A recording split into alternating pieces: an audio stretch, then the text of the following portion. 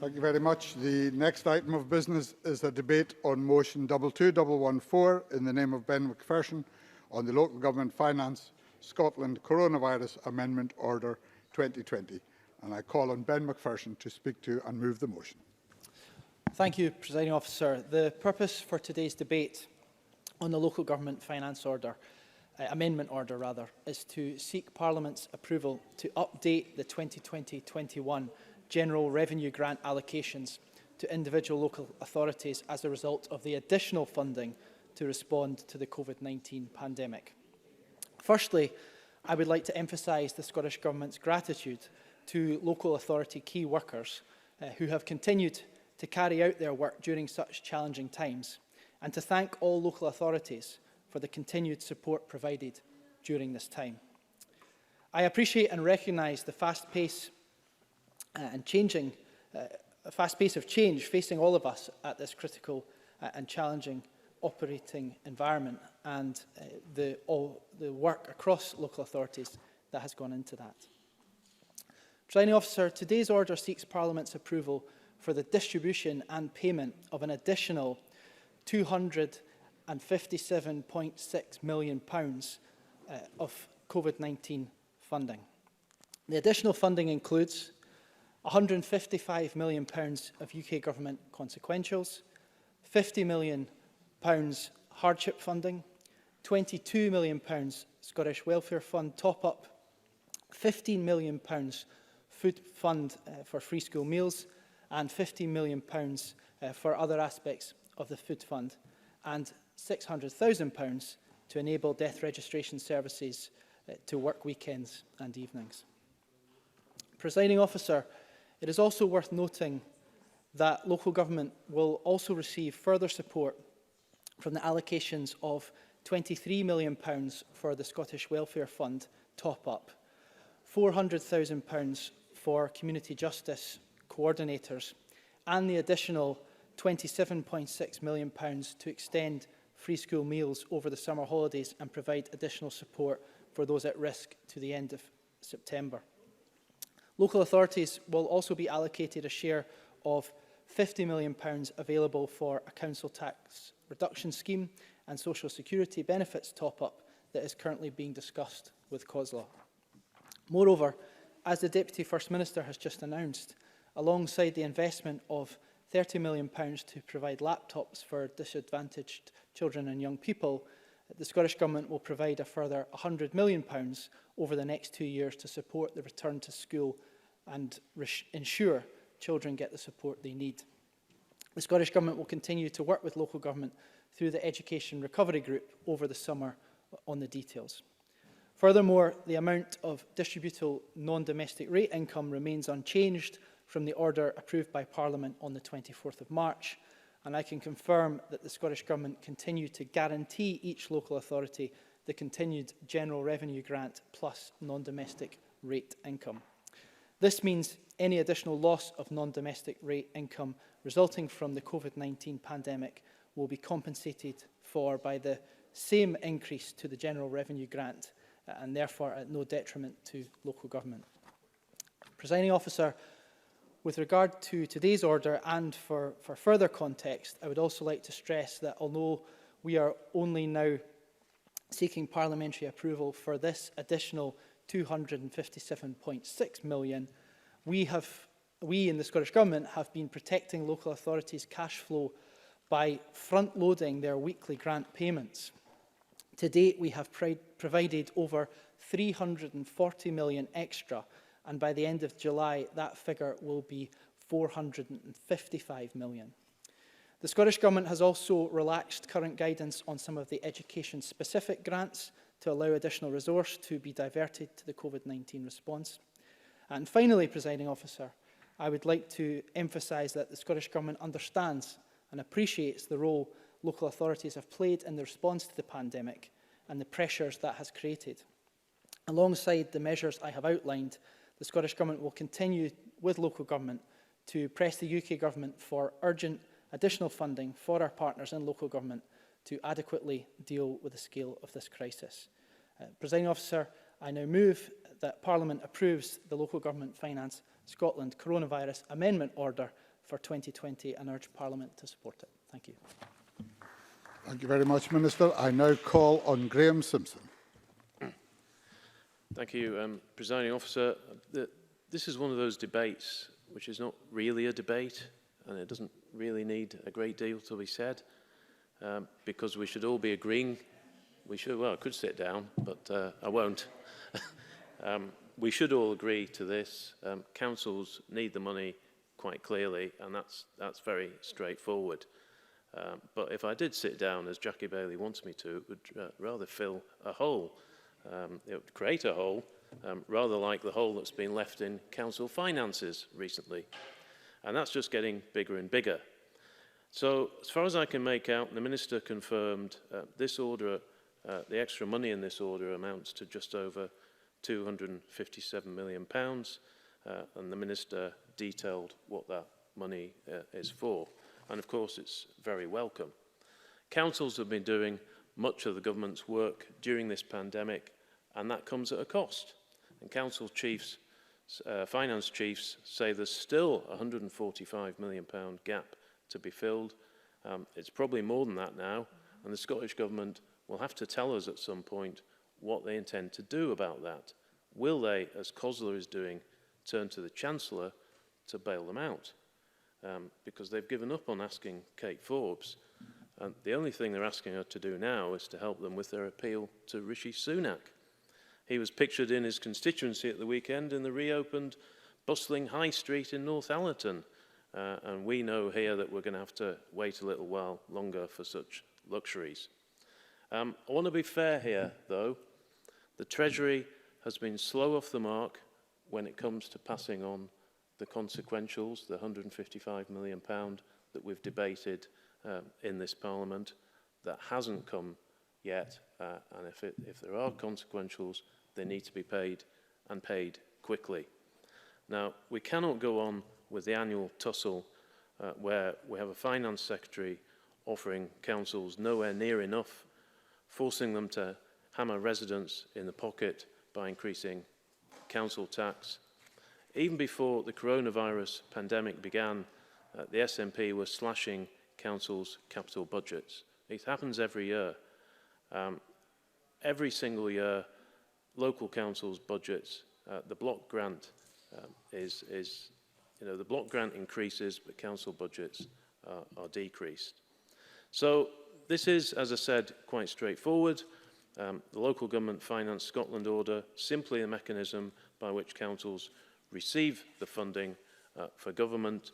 We're happy to support it, but we really need to get to a point where councils are backed for the work that they do without fighting for it. No, I'm just finished. Thank you very much. And I now call on Sarah Boyack. Thank you, Presiding Officer.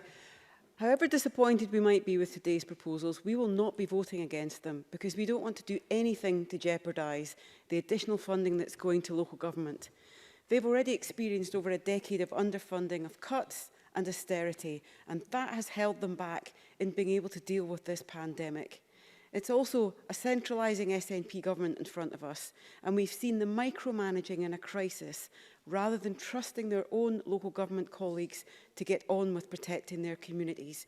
There could not be a more important issue to address during the pandemic. So our priority is to get funding now to local authorities. So we will be supporting this motion today. Last week, though, COSLA alerted us to the fact that Scottish local authorities are already £145 million short because of coronavirus-related spend.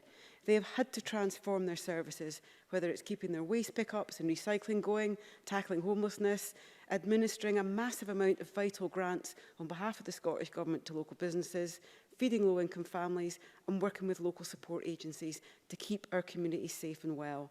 But let us be under no illusion. They are facing a massive crisis now. It's a cliff edge. My own local authority was already making £30 million cuts for each of the next 3 years. It's drawing down £20 million from reserve this year, and that is an action viewed by the council itself as unsustainable. To meet the cost of the coronavirus, which has already been identified as around £85 million, that's my council alone, So although we welcome the additional funding that the Scottish Government have added to date, there needs to be more. Last week, Scottish Labour called for the underspend to go to fund local authorities. We were dismissed by SNP ministers. And today we've had the new announcement on school services that all is well, everything will be working fine by the 11th of August.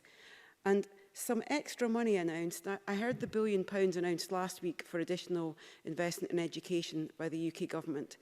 But the challenge is that the decade of underinvestment we've had means that a lot of our schools are full.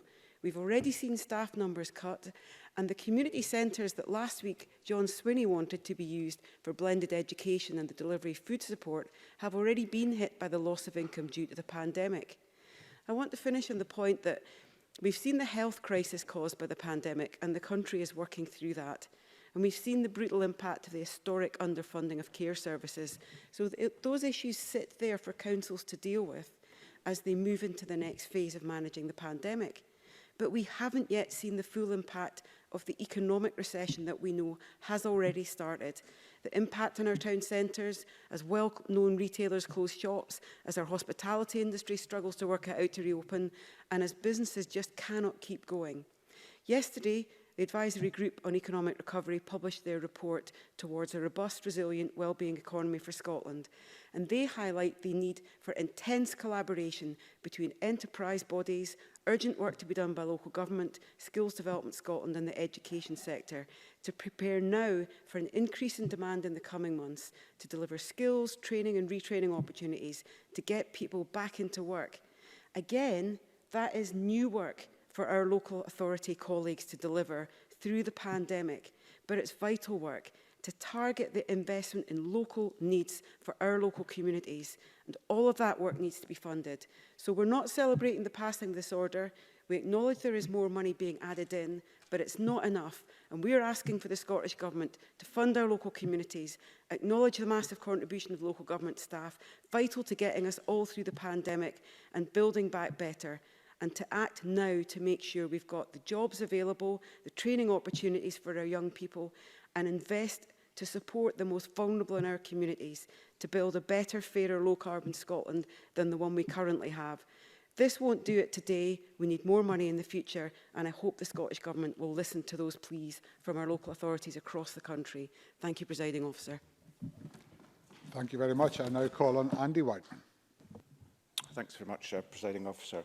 I just want to start with a rather boring technical and pedantic question, but the motion in front of us is asking that Parliament agrees that the Local Government Finance Scotland Coronavirus Amendment Order 2020 be approved. The order, however, is not called that. It's called the Local Government Finance Coronavirus Scotland Amendment Order 2020. And I don't know if that matters, if that's being pedantic, but technically speaking, Presiding Officer, the motion is asking us to vote for an order that doesn't exist. But also on a question of process, I was a bit frustrated this morning. Obviously, I was in committee all morning, but there was no information to members about what lay behind these numbers. My researcher asked Spice. Spice didn't have the information. Now, I understand that normally there's a report to the order that goes to the DPLR committee. Those papers are then available for committees to scrutinise. Presumably the local government committee would have a look at it as well. Yes. Graham Simpson. Yeah, I'm agreeing with Andy Whiteman on this. I got the figures that the Minister announced by asking people in COSLA, councillors in COSLA, but Andy Whiteman's absolutely right. Those figures weren't available to MSPs. Andy Whiteman. Thank the member for the intervention. I mean, I'm not suggesting this is a routine failure, but it probably derives from the fact that we've brought this order straight to the Chamber. But if we're going to have a debate and we're going to discuss whether to support an order, I want to know what these numbers are and what they mean. And I am pleased eventually that Spice got me the local government finance, the report by ministers. So just a warning, if we're going to do this again, we need this information in the hands of MSPs a decent 24, 40 hours beforehand. Nevertheless, as other members have said, we support the order. We welcome the fact that this is being brought forward. We welcome the various funds that it consists of, and we'll be voting for the order. However, we are concerned about the longer term. I think we're going to find that local government finances are shot to pieces. They face huge challenges in the future. £250 million shortfall this year is being projected. And as I said in the last debate we had on a local government settlement order, I'm not comfortable sitting here and voting on how much money local government should receive. Local government should have much, much more fiscal autonomy in raising their own cash. But we've centralised the non-domestic rates and we've refused to hand them back. We continue to vote to cap the council tax. Local authorities have basically got no freedom, no fiscal autonomy in any of this.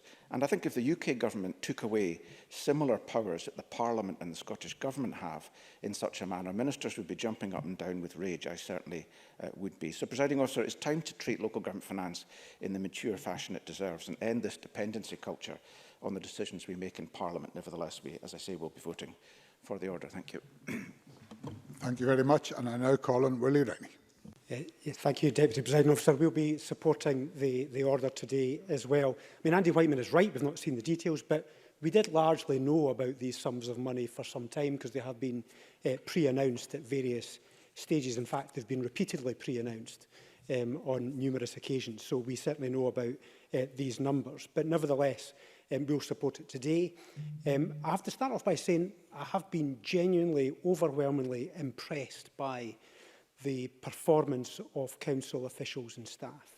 I mean, they have really risen to the challenge during the pandemic, and they've managed to get money out the door in a very short space of time, in a very impressive way, showing an amazing amount of discretion, working all hours of the day and night, often getting replies from council officials on a Saturday evening is not uncommon. So I think they deserve our appreciation for rising to the challenge and making the difference and delivering new services as well, in terms of we've already heard about them trying to deliver the kind of blended education that we've had so far for the last few weeks, which has not been easy, I know, from my own 16-year-old son who's going through this, but also in terms of delivering the grants and in terms of delivering other services as well, down to the refuse collection, which seems to require a truck following the refuse truck. So all these kind of innovative ideas to make sure that the workers are safe, and I think they deserve our appreciation for that work. I think the confidence between and the relationship between local government and central government has been knocked again, and it was unnecessary. The £155 million, which is part of this order, was Barnett consequentials, and it should have just been handed over to local government. The questions, the auditing, the further delay, I think it was unnecessary. And especially when council has really risen to the challenge and delivered when it really counted, it was a real confidence blow that the government weren't there when they needed them to deliver that finance. So I think in future it would be helpful if the government were just to stop the games and the antics between them and local government and actually just have a mature, grown-up relationship between the two. In the way that Andy Whiteman has outlined, I think the need for local government to have much more autonomy and control over its own finances, just like this Parliament has as well. But there have been a lot of changes in the way that local government services have been delivered. I mean, rough sleeping, largely gone. Delayed discharge, although there's many questions about how it was done, it's been reduced significantly. And there's also been quite a dramatic increase in things like exercise and cycling and various other forms of activity. And we need to embed that in the new ways of running local government. And I hope we can learn the lessons from this, rather than just returning to the old ways of increased discharge and rough sleeping. But we need the finance to make that happen as well.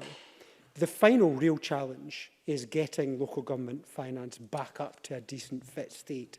I mean, the reduction in charging income is really quite dramatic. The loss of income for leisure centres, but also theatres, has been quite significant. And this will be a longer-term problem, which the government will need to recognise and work in partnership with local government to make sure it is fixed for the future, so it is fit for the future as well. But we will be supporting the order today. I just hope it can be an easier path to getting there in future. Thank you. Thank you very much. I now call on the Minister to wind up the debate. Ben McPherson. Thank you, Presiding Officer, and thank you to all members for their contributions.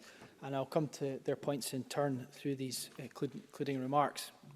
Of course, the 2020 Local Government Finance Amendment Order before us today as I said in my opening remarks, is seeking parliamentary approval for this additional payment of £257.6 million in revenue support to be paid to Scotland's 32 local authorities. Approval of this sum will replace a significant proportion of the front-loaded weekly grant payments that we have and will continue to provide where necessary. It's also important to note that to date we have front-loaded over £340 million of general revenue payments, grant payments, and by the end of July that figure will be £455 million.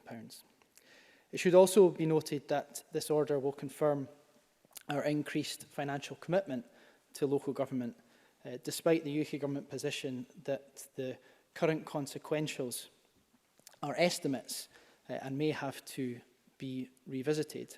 This is because, as Graham Simpson alluded to, the UK Government have indicated that they will seek savings from UK departments to offset some of the costs of the COVID-19 response, which could result in negative consequentials for the Scottish Government.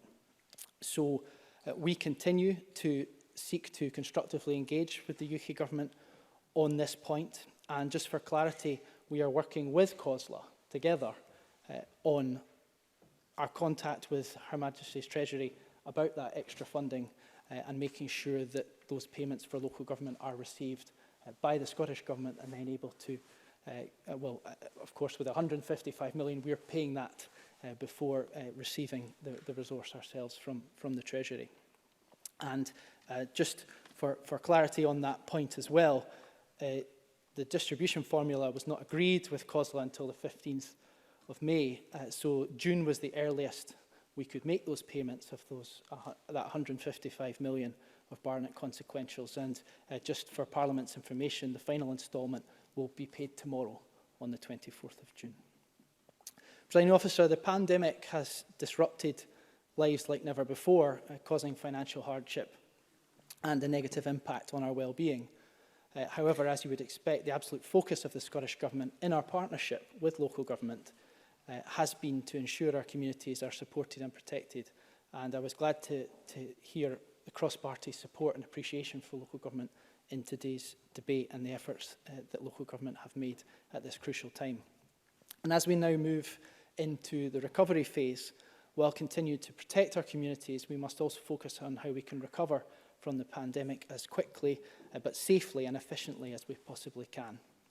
The local government finance settlement and the Scottish Government provide to local authorities, of course, is only part of the overall funding we will be providing to local government and the wider business community, as I alluded to in my opening remarks.